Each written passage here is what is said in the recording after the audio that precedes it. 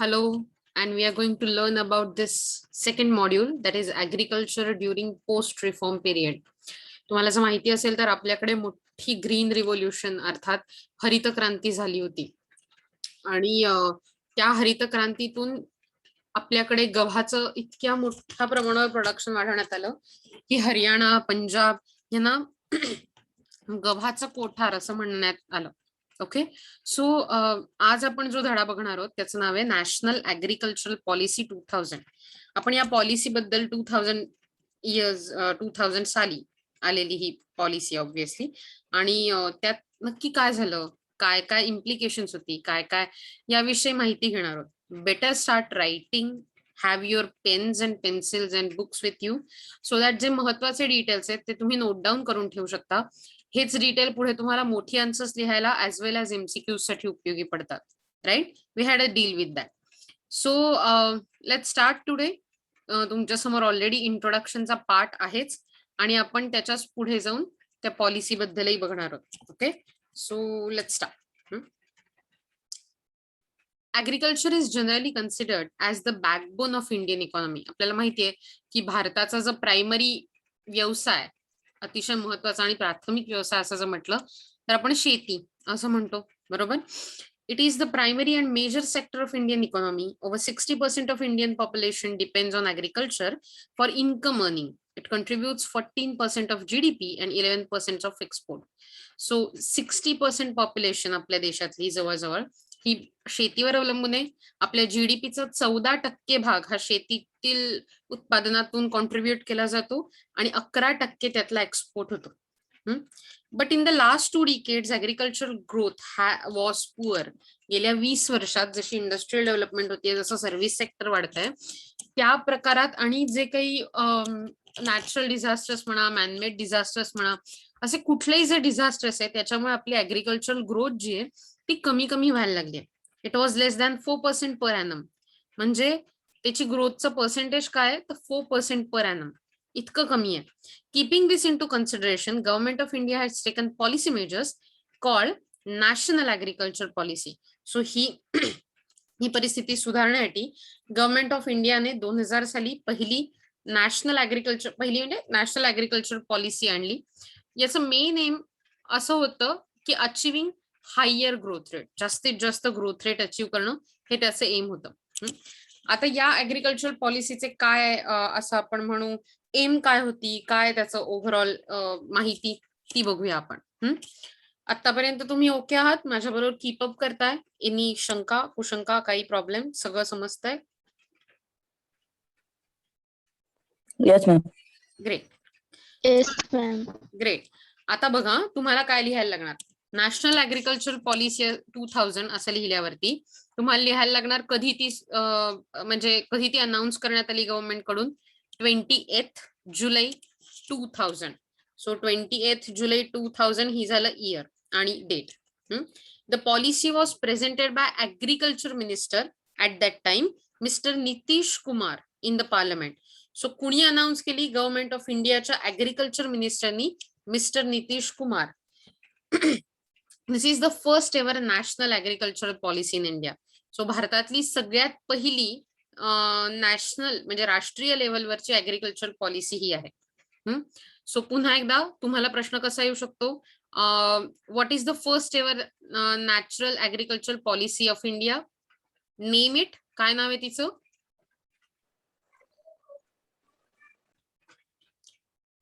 National agricultural policy. National agriculture policy 2000. Very good. कुणी present केली ती पार्लमेंट मध्ये? Minister Nitish Kumar in the parliament. So minister, agriculture minister म्हणजे शेतीचे मंत्री, कृषी मंत्री ज्याला म्हटलं जातं, mister Nitish Kumar.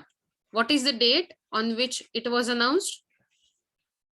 28 July 28 2000. July 2000. 28 July. Very good. So 2000. we are moving to the next part where we get NAP aims. Not NAP. NAP म्हणजे डुलकी कडनं.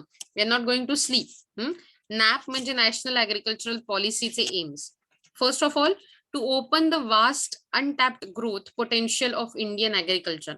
भारतात जे प्रचंड मोठ्या प्रमाणावर ऍग्रिकल्चर सेक्टरमध्ये पोटेन्शियल आहे, पण आजपर्यंत ते कधी ग्रो केलं नाही, ते कधी त्याचं पूर्ण फुल युटिलायझेशन केलं नाही.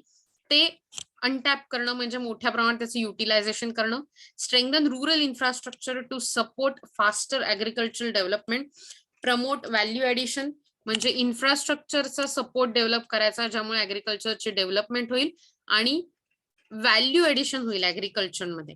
Okay. Accelerate the growth of agro businesses. Agro business म्हणजे अगदी बियाणांपासून रसायनं, कीटकनाशक इथपासून सुरू होऊन शेती आणि पशुपालन सारखे जे बिझनेस असतात ते पण. So agriculture and related business improve करायचे, ग्रो करायचे, त्यांची पेस ऍक्सेलरेट करायची, हेही नॅशनल ऍग्रिकल्चरल पॉलिसीचे एम होतं. Create employment in rural areas, obviously नोकऱ्या देणं, लोकांना जॉब देणं. Secure a fair standard of living for farmers and agricultural workers and their families. So शेतकरी, शेतीत काम करणारे मजूर आणि त्यांच्या कुटुंबांना योग्य प्रकारे स्टँडर्ड ऑफ लिव्हिंग इम्प्रूव्ह करायला, सिक्युअर करायला मदत करणं. Discourage migration to urban areas. अर्थातच आपल्याकडे अतिशय मोठ्या प्रमाणावर अर्बनायझेशन होण्याचं कारण लोक रुरल एरियातून अर्बन एरियात मायग्रेट करतात हे एक आहे, चांगल्या जॉबच्या शोधासाठी, चांगल्या पैशांसाठी. सो जर समजा त्यांच्याच गावात त्यांना संधी उपलब्ध करून दिल्या तर हे मायग्रेशन थांबेल, शहरात निर्माण होणारे नवीन प्रॉब्लेमही कमी होतील आणि गावांचाही विकास होईल. आणि ह्याच्यासाठी to discourage migration to urban areas ही पॉलिसी प्रमोट करण्यात आली. Face the challenges arising out of economic liberalisation and globalisation. So liberalisation आणि ग्लोबलायझेशनच्या ज्या चॅलेंजेस होत्या, जी प्रॉब्लेम्स होते, ते चॅलेंजेस फेस करण्यासाठी म्हणून सुद्धा नॅशनल ऍग्रिकल्चर पॉलिसीचा प्रमोट करण्यात आली. ओके. सो आतापर्यंत मी तुम्हाला एम सांगितली, त्यात काही कन्फ्युजन, काही शंका? No, ma'am. Good. Then we can go to move to the objective. By the way, मी सांगत असताना तुम्ही यातल्या छोट्या छोट्या गोष्टी लिहून ठेवल्यात तरी हरकत नाही. हा, ऑब्जेक्टिव्ह काय आहेत नॅशनल ऍग्रिकल्चर पॉलिसी 2000 ची? To achieve a growth rate more than 4% per annum in agricultural sector, to make efficient use of resources, to make agriculture more market oriented. म्हणजे थोडक्यात सॉरी, जास्तीत जास्त मार्केटिंग कसं होईल प्रोडक्टचं, जास्तीत जास्त मार्केट ओरिएंटेड, ज्याला आपण नगदी फायदा कसा होईल लोकांचा, म्हणजे कॅश रिलेटेड फायदा, हे बघणं, शेतकऱ्यांचा कसा फायदा होईल ते, जास्तीत जास्त रिसोर्सेस वापरणं आणि ग्रोथ रेट 4% ह्याच्यापेक्षा जास्त वाढवणं. To conserve soil, water and biodiversity in a country. So मातीची फर्टिलिटी आणि माती, पाणी आणि बायोडायव्हर्सिटी म्हणजे जैवविविधता, या सगळ्यांचं कन्झर्वेशन करायचं, हेही त्याचं अर्थातच, कारण त्यामुळेच आपण जास्तीत जास्त ऍग्रिकल्चर प्रोडक्शन करू शकतो आणि एन्व्हायरमेंटलाही प्रोटेक्ट करू शकतो. To achieve growth with equity in agriculture, to achieve growth that benefits all the farmers across region. So generally काय होतं, कुठच्याही ज्या सोयी सुविधा, स्कीम्स, प्रोग्राम्स असतात, त्यांचा फायदा मोठ्या मोठ्या फार्मर्सना होतो, पण स्मॉल अँड मार्जिनलाइज्ड फार्मर्सना सुद्धा त्याचा फायदा होईल आणि सगळ्यांना इक्वली त्याच्या इम्प्रुव्हमेंटचा फायदा होईल, ग्रोथचा फायदा होईल आणि बेनिफिट्स मिळतील, यासाठी प्रयत्न करणं हेही गरजेचं होतं. Nextly, to achieve growth that is sustainable technologically, environmentally and economically. मला वाटतं सस्टेनेबल या शब्दाचा अर्थ आपल्याला आता खूपच चांगला समजलाय, जी लॉंग लास्टिंग आहे आणि जी आपल्या पुढच्या पिढ्यांनाही उपयोगी पडेल आणि अर्थातच पुढच्या पिढ्यांसाठी पृथ्वी शाबूत राहील असं आपण म्हणू शकतो. सो ती सस्टेनेबल ग्रोथ ऍग्रिकल्चर मध्ये आणण्यासाठी टेक्नॉलॉजी, एन्व्हायरमेंट आणि इकॉनॉमी या सगळ्यांचाच विचार करून ती ग्रोथ करणं आणि ती सस्टेनेबल असणं, याच्यासाठी प्रयत्न या पॉलिसीतून केले गेले. To achieve growth in agriculture that is demand driven and caters to domestic markets and maximizes benefits from exports of the agricultural products in the face of challenges arising from economic liberalization and globalization.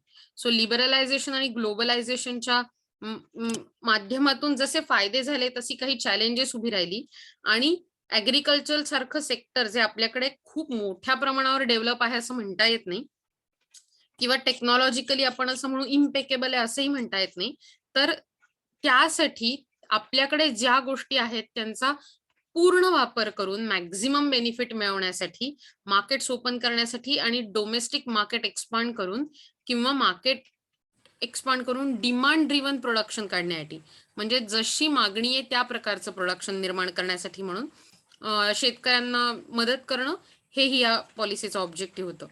To bring in necessary institutional and management reforms for the agriculture sector, म्हणजे अतिशय गरजेच्या institutions उभारणं, management reforms आणणं आणि त्यातून प्रत्येक शेतकऱ्यापर्यंत पोहोचून त्याला ज्या ज्या मदतीची गरज आहे ती प्रोव्हाइड करणं हेही यात समाविष्ट होतं. सो बघा, आपण एम्स बघितली आणि आपण ऑब्जेक्टिव्ह पण बघितले. सो एम्स मधून आपल्याला लक्षात येतं काय करण्याची गरज आहे आणि ते करण्यासाठी तुम्ही ते कसं करणार आहात हे आपल्याला ऑब्जेक्टिव्ह मधून समजतं. आतापर्यंत आपण नॅशनल ॲग्रिकल्चर पॉलिसी बघतोय 2000 मध्ये. आपले कृषी मंत्री कोण होते सांगा मला, ज्यांनी पार्लमेंटमध्ये ही पॉलिसी प्रेझेंट केली?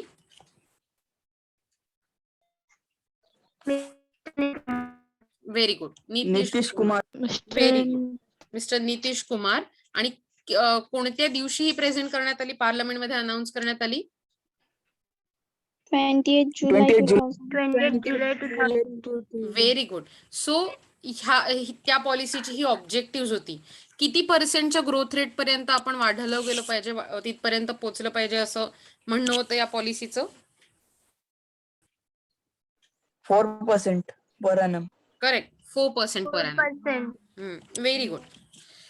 सो आपण ह्या पॉलिसीची काय फीचर्स होत ती बघणार आहोत, म्हणजे आहेत ती बघणार आहोत. सॉरी. सो बेटर आपण थोडीशी पद्धत बदलूया. तुमच्या समोर पहिला मुद्दा ओपन आहे, sustainable agriculture. Please read it out. तुम्हाला दिसत असेल होपफुली हा नीट, राईट? तुम्हाला दिसतोय नीट? तो रीड आउट करा आणि मला सांगा नक्की. तुम्ही एक्सप्लेन करा मला. हा, सांगा मला सस्टेनेबल ॲग्रिकल्चर म्हणजे काय, काय समजलं तुम्हाला, काय हे फीचर आहे?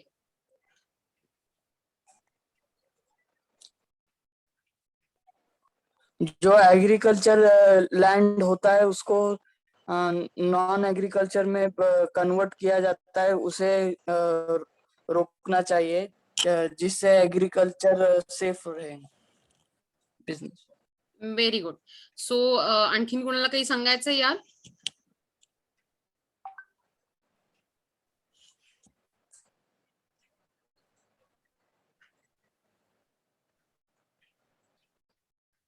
वेस्ट लैंड को एग्रीकल्चर लैंड के लिए यूज करने लायक बनाना चाहिए. Very good, right, correct. So असा विचार करा की नॅशनल ॲग्रिकल्चर पॉलिसीने सस्टेनेबल डेव्हलपमेंट प्रमोट करण्यासाठी खूप जास्त मोठ्या प्रमाणावरती एन्व्हायरमेंटल फ्रेंडली आणि इकॉनॉमिकली वायबल यूजला प्रमोट केलं. काय एन्व्हायरमेंटल फ्रेंडली यूज करायचं होतं तर natural resources like land, water. आणि हे करण्यासाठी म्हणून काय काय करायला आलं तर to control indiscriminate transfer of agricultural land for non agricultural purpose. Sorry, मी चुकून पर्पज म्हटलं, पर्पजेस. सो म्हणजे जी ॲग्रिकल्चर लँड आहे, तुम्ही बघता की हल्ली खूपदा असं होतं की त्यांचा एनए प्लॉट करून घेण्यात लोकांना इंटरेस्ट असतो, म्हणजे नॉन ॲग्रिकल्चरल प्लॉट. बरोबर, की हे प्लॉट ॲग्रिकल्चर कामासाठी आहे आणि याचा आपण कसा वापर करू शकतो हे लोक ॲग्रिकल्चर ऐवजी तिथे घर बांधतात, ती जमीन खराब होऊन जाते. बरोबर, आणि म्हणजे याचा असा विचार केला तर या गोष्टीमुळे खूप तोटा होऊ शकतो. सो म्हणून ह्या गोष्टी कंट्रोल करणं, to use unutilised wastelands for agriculture and afforestation, म्हणजे ॲग्रिकल्चर वेस्टलँड ज्या असतात किंवा त्या झाडं लावण्यासाठी किंवा ॲग्रिकल्चरसाठी वापरणं, क्रॉपिंग इंटेन्सिटी वाढवणं, मल्टी क्रॉपिंग आणि इंटर क्रॉपिंग. म्हणजे पूर्वी असं होतं की फक्त खरीप हंगामात किंवा रबी हंगामात अशी पिकं घ्यायची जसा जसा पाऊस असेल, किंवा कंबाईंड पिकं घ्यायची, म्हणजे थोडी कडधा, म्हणजे असं एकच पीक घ्यायचं, असं एक साधारण लोकांचा माइंडसेट होता. पण आता ही मल्टी क्रॉपिंग आणि इंटर क्रॉपिंग म्हणजे वेगवेगळ्या प्रकारची पिकं मिक्स घ्यायची, या प्रकारामुळे डेफिनेटली आपल्या जमिनीचा कसही वाढतो आणि त्याला चांगल्या प्रकारे हेल्प होऊ शकते. To pursue a long time plan for sustainable rainfed agriculture through watershed development approach, म्हणजे पावसाचं पाण्याचं हार्वेस्टिंग करून त्याचा कशा योग्य प्रकारे वापर करता येईल शेतीसाठी, लॉंग टर्मसाठी त्याचाही विचार केला जायला पाहिजे. To make rational use of surface and ground water, म्हणजे आपल्याला जे पाणी अवेलेबल आहे भूजल आणि सरफेसवरचं, त्याला जास्तीत जास्त चांगला वापर केला पाहिजे. आणि major thrust will be given to the use of biotechnology, agroforestry, conserving soils and enriching their fertility, म्हणजे बायोटेक्नॉलॉजीचा वापर करून नंतर शेतीयुक्त जंगल, पण कसलं जंगल वाढवायचं जी आपल्याला उपयोगी येऊ शकतात अशी, सॉइल कन्झर्वेशनचा वापर करायचा. सो ह्या सगळ्या गोष्टी आहेत. पुढचा मुद्दा तुमच्या समोर उघडा आहे, तुम्ही तो बघा बरं का.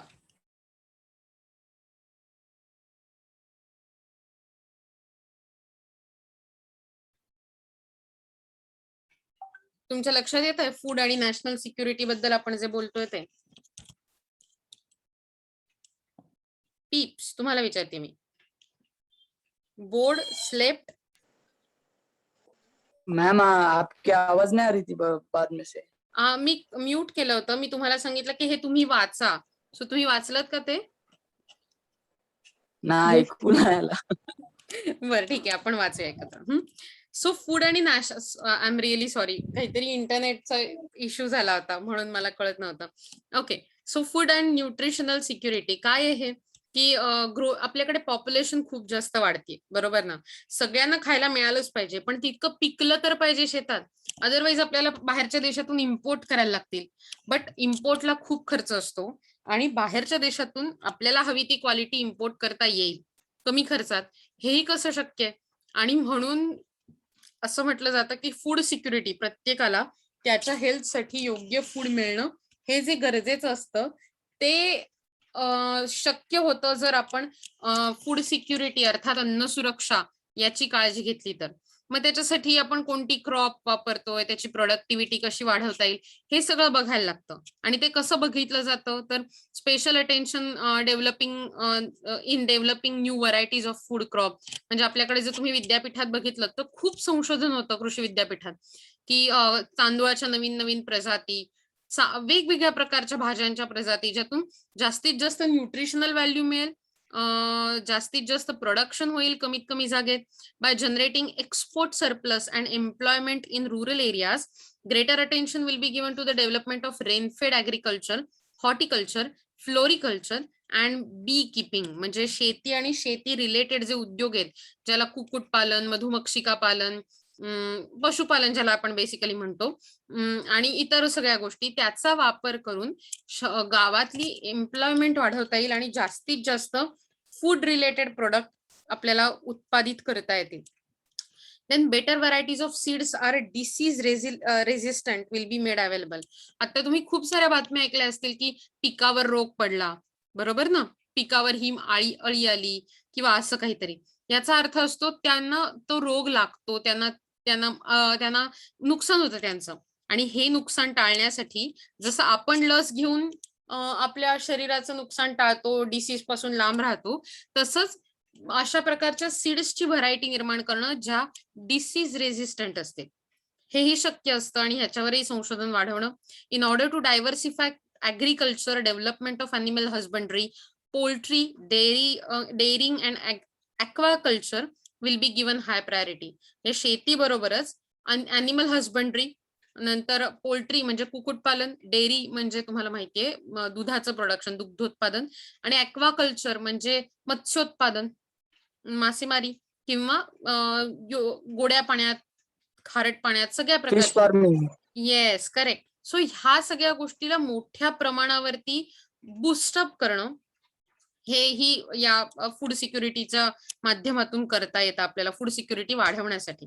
त्याच्यासाठी नॅशनल लाईव्हस्टॉक ब्रीडिंग स्ट्रॅटेजी ही डेव्हलप करण्यात येईल, म्हणजे जास्तीत जास्त दूध, मांस, एग्स, लाईव्हस्टॉक यांचं प्रोडक्शन करण्यासाठी. तर कोऑपरेटिव्ह म्हणजे सहकारी संस्था आणि private sectors will be encouraged for the development of animal husbandry, poultry आणि डेअरी. म्हणजे फक्त गव्हर्नमेंटचाच नाही तर प्रायव्हेट सेक्टरचाही सहभाग यात राहावा, अशी पूर्ण काय म्हणू आपण त्याला, असं पूर्ण त्याचं एक काय म्हणतो आपण त्याला, एक स्ट्रक्चर तयार करता येईल. ओके, सो आतापर्यंत आपण 2 मुद्दे बघितले. पहिला होता की आपण सस्टेनेबल ऍग्रिकल्चर कसं करणार, बरोबर, सस्टेनेबल ऍग्रिकल्चर जे फीचर आहे नॅशनल ऍग्रिकल्चर पॉलिसी 2000चं. दुसरं आहे फूड अँड न्यूट्रिशनल सिक्युरिटी, जे आपण बघितलं. आता तिसरं आहे generation of and transfer of technology. आणि असा विचार करा, नॅशनल ऍग्रिकल्चर पॉलिसी ही वेल बिल्ट ऑर्गनायझेशन डेव्हलप करण्यासाठी अतिशय चांगल्या प्रकारे ऍग्रिकल्चरल रिसर्च आणि एज्युकेशन सिस्टीम तयार करण्यासाठी कटिबद्ध आहे. त्याच्यामुळे आपल्या इंडियन ऍग्रिकल्चरमध्ये टेक्नॉलॉजीचं इम्प्लांटेशन होईल आणि आपोआप प्रोडक्टिव्हिटी वाढेल. हे अचीव्ह करण्यासाठी काय काय करता येईल तर त्याची लिस्ट बघा 5 पॉइंट मध्ये दिली. गव्हर्नमेंट या पॉलिसी थ्रू लोकांना एनकरेज करेल की biotechnology, energy saving technology, technology for environmental protection and remote sensing technology यांचा वापर करून शेतीची प्रोडक्टिव्हिटी वाढवावी, एन्व्हायरमेंटची प्रोडक्टिव्हिटी वाढवावी आणि त्याच्या बरोबरीने आपलं जे नुकसान काही गोष्टीमुळे होतं ते टाळण्याचा प्रयत्न करावा. दुसरं, government will take measures to empower women and improve their access to inputs, technology and other farming resources. पूर्वी कसं असायचं, शेतजमिनीची मालकी फक्त पुरुषाकडे असते असं असायचं, म्हणजे कदाचित स्त्रीच काम करत असेल पण मालकी मात्र पुरुषाकडे. आता हे लॉ बदलत चालले हळूहळू. स्त्रियांना एम्पॉवर केलं जात आहे सो दॅट त्यांच्याकडे त्यांच्या जमिनीची मालकी राहील, त्यांना टेक्नॉलॉजी, इनपुट्स आणि फार्मिंग रिसोर्सेसच्या बाबतीत माहिती देऊन खूप मोठ्या प्रमाणावर अवेअर केलं जात आहे. Then agricultural research is different region will be based on the agro climate zone. म्हणजे अशा प्रकारे रिसर्च करायचा की ऍग्रो क्लायमेट झोन म्हणजे शेतीसाठी कशा प्रकारे क्लायमेट असलं पाहिजे आणि तिथे काय पिकं घेतली पाहिजे, अशा प्रकारे रिसर्च करणं हेही शक्य आहे, केलं जातं. The research and extension linkages will be strengthen to improve quality and effectiveness of research in agriculture and the decentralisation in research extension centres will be done to make them responsible and accountable to the farmers. म्हणजे कुठल्याही प्रकारे decentralised वे मध्ये छोट्या छोट्या farmers पर्यंत पोहोचून ज्या ज्या स्कीम आहेत त्या त्यांच्यापर्यंत पोहोचून जे जे बेनिफिट आहेत ते त्यांच्यापर्यंत पोहोचवण्यासाठी अतिशय रिस्पॉन्सिबली आणि अकाउंटेबली त्यांच्यापर्यंत हे सगळ्या फॅसिलिटीज पोहोचाव्यात याच्यासाठी प्रयत्न केला जाणार आहे. सो हे होतं तिसरं feature, generation and transfer of technology. The next one is intensive for agriculture.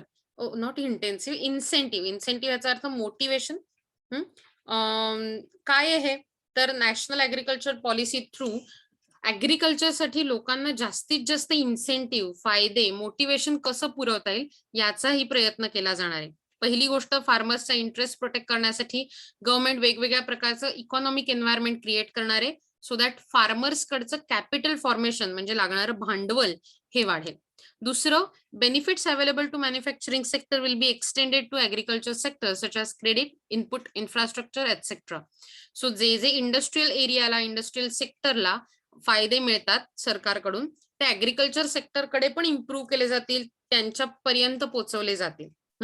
कोणते कोणते येथे लोन्सची अवेलेबिलिटी करून देणं, रिसोर्सेस अवेलेबल करून देणं, त्यांच्यासाठी योग्य ते इन्फ्रास्ट्रक्चर उभं करणं. Then continuous monitoring of international prices will be undertaken and appropriate tariffs protection will be provided. म्हणजे योग्य प्रकारे इंटरनॅशनल प्राइजेसचा अंदाज घेऊन आपलं प्रोडक्शन सुधारणं आणि टेरिफ प्रोटेक्शनचा विचार करून आपल्याही इम्पोर्ट एक्सपोर्ट मध्ये ऍग्रिकल्चर सेक्टरचा सहभाग वाढवणं हे शक्य होणार आहे किंवा हे शक्य करणं ही गरजेची गोष्ट आहे. The domestic agricultural market will be liberalised. Restrictions on the movement of agricultural commodities throughout the country will be progressively dismantled. असा विचार करा, सध्या जे ऍग्रिकल्चरचे लॉ येतात, ऍग्रिकल्चरल रिफॉर्म्स, त्याला खूप जास्त विरोध होतोय. आणि तो विरोध कशासाठी आहे? ऍग्रिकल्चरसाठी आहे, राजकारणासाठी, ह्या गोष्टीत आपण जाणार नाही आहोत. तर पण आपल्या ऍग्रिकल्चर सेक्टरमध्ये खूप साऱ्या रिफॉर्म्स आहे, खूप सारे प्रॉब्लेम्स आहेत आणि ते प्रॉब्लेम दूर करण्यासाठी अशा कोणत्या तरी ऍटलिस्ट वाईड रेंज दूरदृष्टीने केलेल्या कायद्यांची गरज आहे. आपण ह्याच्यावर वेळ मिळाला तर नक्की एक छान व्हिडिओ आहे, ती नक्की बघू, की जी आपल्याला या कायद्यांबद्दलची माहिती देईल. चांगले वाईट तुम्ही ठरवायचे. कुणाचंही बाहेरच्यांचं बोलणं ऐकून नाही असं म्हणेन मी. तुम्ही व्हिडिओ बघा, तुम्ही त्याच्याबद्दलची माहिती वाचा आणि मग ठरवा ते चांगले आहेत की वाईट आहेत.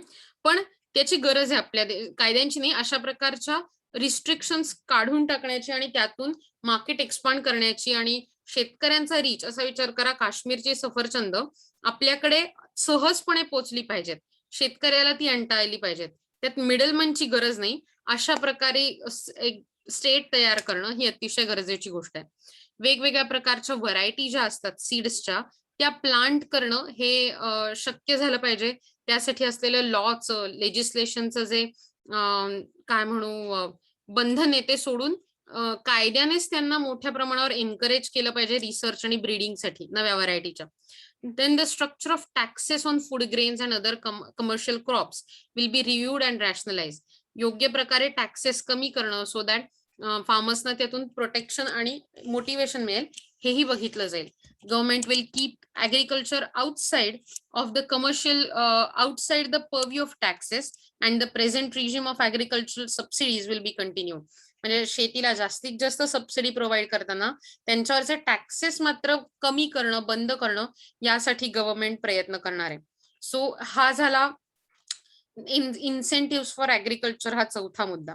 ओके, याच्यानंतर जर तुम्ही बघितलं तर एक सेकंड, या फीचर्स मध्येच असे हे पुढचे इनपुट मॅनेजमेंट, इन्व्हेस्टमेंट ऍग्रिकल्चर आणि इन्स्टिट्यूशनल स्ट्रक्चर हे रिस्क मॅनेजमेंट असे पुढे मुद्दे आहेत जे आपण पुढे बघणार आहोत. पण यातल्या काही ज्या गोष्टी आहेत ना त्या अतिशय सोप्या आहेत आणि म्हणून मी तुम्हाला असं होमवर्क देणार आहे की ही जे पेज आहे, पेज नंबर मी तुम्हाला पाठवणार आहे, पेज नंबर 6 ज्याच्यात मुद्दा 5, मुद्दा 6 आणि मुद्दा 7 दिलेला आहे. ओके, तर 6, 7, 5, 6, 7 हे जे मुद्दे आहेत ते तुम्ही उद्या वाचून यायचंय आणि उद्या तुम्ही मला एक्सप्लेन करायचंय. तुमच्याकडे त्याच्या तुमच्या सोप्या सोप्या नोट्स असल्या पाहिजे. Are you getting my point? Yes ma'am. Okay, आपण हा 8वा मुद्दा बघूया जो आहे risk management. Agriculture in India is a risky business. In order to minimize the risks of the farmers and national agricultural policies suggest following measures. So असा विचार करा, पावसावर अवलंबून असलेली शेती, आणखीन पण बरेच प्रॉब्लेम, यामुळे खूप रिस्क असते ऍग्रिकल्चर बिझनेस मध्ये आणि मग या रिस्क अवॉइड करण्यासाठी इन्शुरन्स सारख्या गोष्टी गरजेच्या असतात. सो प्रत्येक फार्मरला त्याच्या सगळ्या क्रॉपसाठी इन्शुरन्स मिळवून देणं, त्यासाठी नॅशनल ऍग्रिकल्चरल इन्शुरन्स स्कीम ती कव्हर करेल सगळ्या फार्मर्सना आणि सगळ्या क्रॉप्सना थ्रू आउट द कंट्री. तुम्हाला आठवत असेल तर आपण फसल बीमा योजना, प्रधानमंत्री फसल बीमा योजना बद्दलही गेल्या काही लेक्चरमध्ये एकदा बघितलं होतं. शेतकऱ्यांना इन्शुरन्स पॉलिसीचं पॅकेज प्रोव्हाइड करणं आणि ते कुठून अगदी पेरणीपासून पोस्ट हार्वेस्ट त्यांच्यापर्यंत त्यांना सगळी मदत मिळेल याची खबरदारी घेणं, त्यांना मिनिमम सपोर्ट प्राइजेसला त्यांचं अनाउन्स करणं, MSP ज्याला म्हणतात, त्या काय असतात ते आपण बघूया पुढे. आणि डिफरंट क्रॉप पॅटर्न्स इन्शुअर करणं की डिफरंट क्रॉप्सना योग्य प्रकारे किंमत मिळेल. मिनिमम सपोर्ट प्राइस म्हणजे गव्हर्नमेंट कडून एक प्राइस अनाउन्स केली जाते की जर समजा मार्केट प्राइस त्याच्यानंतर खाली पडल्या किंवा माल विकला गेला नाही तर गव्हर्नमेंट त्या मिनिमम सपोर्ट प्राइसला काही झालं तरी शेतकऱ्यांकडून धान्य खरेदी करतच. Okay, so finally government coverage will enlarge the coverage of the future markets to minimize the wide fluctuations in commodity price and also for hedging the risk. म्हणजे रिस्क कमी करण्यासाठी आणि मोठ्या प्रमाणे कमोडिटी प्राइसचं जे वाईड फ्लक्च्युएशन आहे, सतत वर खाली होणाऱ्या प्राइसेस, हे कंट्रोल करण्यासाठी गव्हर्नमेंट कव्हरेज वाढवणं फ्युचर मार्केट्स मधलं हेही रिस्क मॅनेजमेंट मधून शक्य होईल. देन मॅनेजमेंट रिफॉर्म्स, ओव्हरऑल वेगवेगळ्या national agriculture policy management reform करण्यासाठी प्रयत्नशील असेल. त्यासाठी वेगवेगळ्या प्रकारचे differentiated work plans regionally put through करायचे, स्टेट गव्हर्नमेंटने एफर्ट घ्यायचे, हे शक्य आहे. The government will focus on quality aspects of all stages of farm operations from sowing to primary processing and the database for the agricultural sector will be strengthened to ensure greater reliability of the estimates and forecasting, which will help in the process of planning and policy making. थोडक्यात national agriculture policy 360 degree म्हणजे पूर्ण सगळ्या अंशांनी शेतीचा कसा विकास करता येईल आणि शेती रिलेटेड सगळ्या माणसांना कशा प्रकारे मोटिवेट करता येईल, त्यांना त्यांचं स्टँडर्ड ऑफ लिव्हिंग कसं वाढवता येईल ह्याचा प्रयत्न केला जाईल या पॉलिसी मधनं. That is national agriculture policy 2000 for you. So आज तुम्हाला राहिलेली 5, 6, 7 ही फीचर्स बघायचे, त्याच्यावरती नोट्स काढायच्यात आणि उद्या मला त्या सांगायच्यात. आणि उद्यापासून आपण critical evaluation of national agriculture policy बघणार आहोत. Okay, will that be okay for you? Yes ma'am. Great. Yes ma'am. आजसाठी आपण इथेच थांबूया.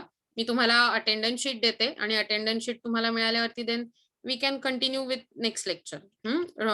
तुमचं पुढचं काय जे असेल त्याप्रमाणे तुमचं रुटीन तुम्ही स्टार्ट करू शकता.